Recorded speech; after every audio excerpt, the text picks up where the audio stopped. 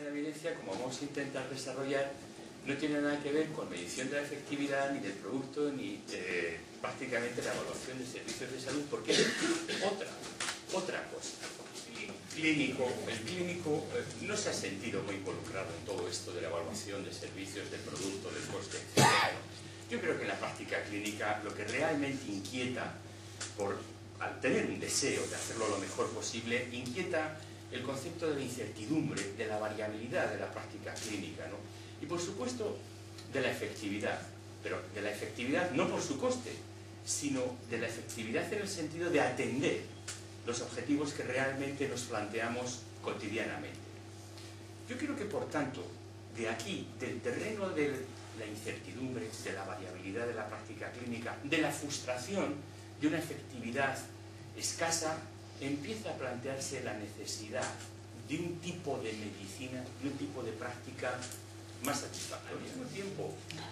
Al mismo tiempo está la cuestión de la paradoja asistencial. Nunca ha habido más información, nunca hemos tenido más acceso a la información y, sin embargo, parece que nos supera, es lo que se ha llamado infoxicación. Y seguimos viendo la escasa efectividad, la frustrante efectividad, porque los que estamos aquí somos conscientes de que, por ejemplo, el control de las enfermedades crónicas, hipertensión, diabetes, dislipemias, etcétera, etcétera, dista mucho de ser el más adecuado. Y surgen además conceptos como el agotamiento, la inercia clínica, que nos han hecho pensar que se necesitaba, por supuesto, otra manera de abordar la clínica. Atención primaria y atención especializada tienen un solo problema, es que están separados por el mismo sistema sanitario. Pero por lo demás tienen contenidos y problemáticas muy similares con respecto al uso de la mejor información científica disponible. ¿Por qué en atención primaria encontramos un medio propicio para el desarrollo de la medicina basada en la evidencia? Bueno, distinguimos cuáles son las circunstancias condicionantes de atención primaria, las repetimos una vez más: atención continuada, centrada en la persona, problemas de salud con un diagnóstico más previsible que en otros ámbitos, menos prevalencia a corto plazo de trastornos graves, sobre todo un conocimiento a priori de los pacientes que sirve como un valiosísimo punto de referencia para tomar decisiones. Evidentemente se toman decisiones de una manera más arropada en un paciente que conocemos de siempre que no en un paciente desconocido, en una visita, en urgencias, etcétera, etcétera. Por lo tanto, es un terreno propicio para utilizar información ya preelaborada. Sin embargo, el problema es que tenemos información para todo.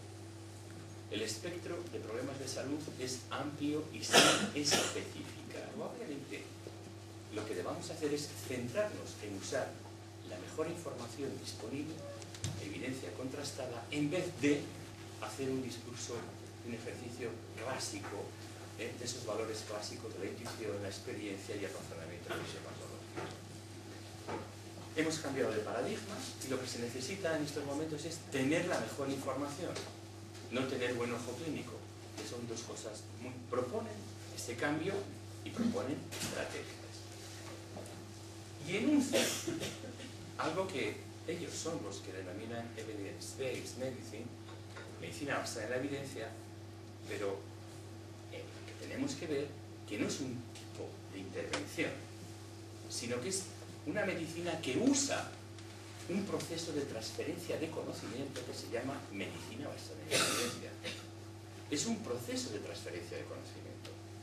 No es un tipo de intervención, sino un proceso para manejar el conocimiento. Puesto que muchas veces la investigación clínica se queda en un enunciado, en un prototipo, y no se acerca hasta el paciente que realmente necesita ese tipo de conocimiento.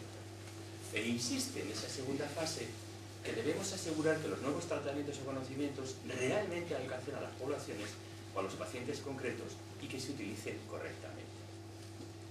Esta segunda fase intenta cerrar el agujero entre la ciencia y la mejora de la calidad. Conlleva poner atención en la mejora en el acceso, en la organización, en la coordinación de los sistemas, en definitiva, en aproximar cada vez más los esfuerzos de la investigación a las necesidades reales concretas de los pacientes y de las comunidades. El trabajo y el conocimiento científico-técnico tardan mucho en encontrarse. El producto y el conocimiento científico-técnico tardan en encontrarse. Nosotros sabemos de siempre que la práctica clínica y el conocimiento científico-técnico tardan en encontrarse. Pues el proceso de medicina basada en la evidencia, el proceso de la transferencia de conocimiento adecuada al medio, lo que genera es un mecanismo de aceleramiento, de aceleración, de la incorporación del conocimiento científico-técnico a la práctica. Y esto conlleva un fenómeno de innovación. Y esto es muy trascendente. Resulta que si hacemos un buen proceso de transferencia de conocimiento, si hacemos algo como es medicina basada en la evidencia, vamos a acelerar el conocimiento, la aproximación del conocimiento científico-técnico a la práctica clínica y vamos a innovar. ¿E innovar qué es? Innovar es transformar una idea en algo médicamente útil y valioso, en algo sanitariamente útil y valioso. Da la sensación de que la investigación biomédica no ha producido el conocimiento más adecuado para solucionar problemas clínicos cotidianos. No nos sorprende porque el problema de la MBE, la cuestión es que es un proceso, no es una intervención ni una fuente de conocimiento. Y si el conocimiento de origen es un conocimiento inapropiado, MBE lo que va a hacer es transferir un conocimiento inapropiado. Y eso es prácticamente inevitable. No es culpa de MBE, es culpa de nuestra cultura científica. Yo creo que lo más reciente en este proceso de transferencia y en ese modelo que se deriva de ese proceso es la propuesta sobre una incorporación de los valores del paciente en la toma de decisiones, que yo creo que en la formulación del 92 de la MBE no se ve claramente. Está muy bien tomar decisiones basadas en la mejor información científica disponible, pero está mejor atendiendo también a los valores del paciente, ¿no? Y hemos visto cómo se ha mejorado esta transferencia que decíamos, e incluso se ha avanzado. Y fruto de la convergencia del proceso MBE y la atención al principio de autonomía de los pacientes, vemos cómo surge GRADE, la iniciativa GRADE, que tamiza la calidad técnica bajo una escala de valores de trascendencia para el paciente. Libertad, exigencia.